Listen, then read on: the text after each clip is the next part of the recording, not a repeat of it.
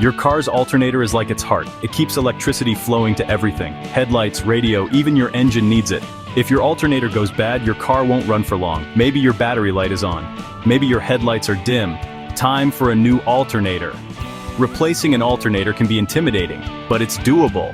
With the right tools in this guide, you can do it yourself. You'll save money and have the satisfaction of fixing your own car. Let's get started. Before you begin, gather your tools. Having everything ready makes the job smoother. Here's what you'll need. Socket wrench set. Different sizes are important, so have a variety. Wrenches. Again, different sizes are key for a good fit. Ratchet. To make loosening bolts faster. Torque wrench. This ensures you tighten bolts to the correct tightness. Screwdrivers, both Phillips and flathead, just in case. Safety glasses. Protect your eyes from flying debris. Work gloves. Protect your hands from sharp edges. Having the right tools is half the battle. Now, let's talk about staying safe. Working on your car can be dangerous if you're not careful. Always prioritize safety. Disconnect the battery. This prevents electrical shocks. Work in a well-ventilated area. Car exhaust is dangerous in enclosed spaces. Use jack stands. Never work under a car supported only by a jack. Let the engine cool. A hot engine can cause serious burns. Remember, your safety is paramount.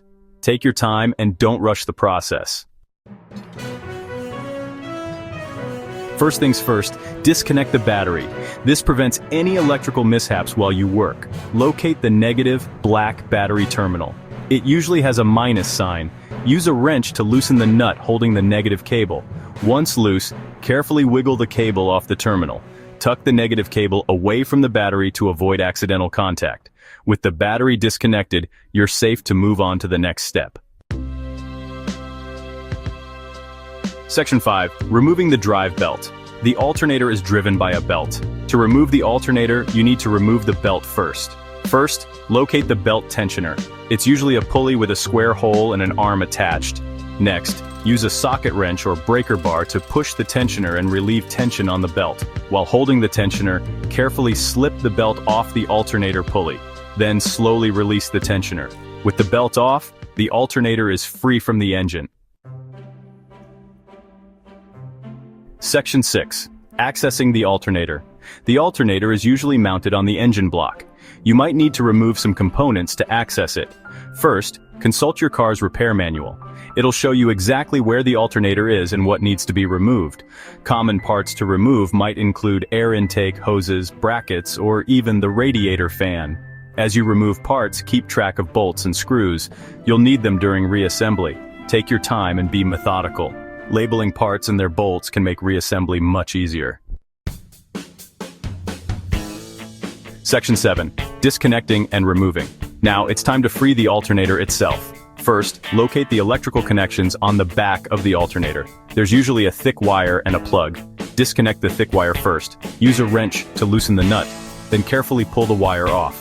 Next, disconnect the plug. It might have a clip or tab that you need to press to release it.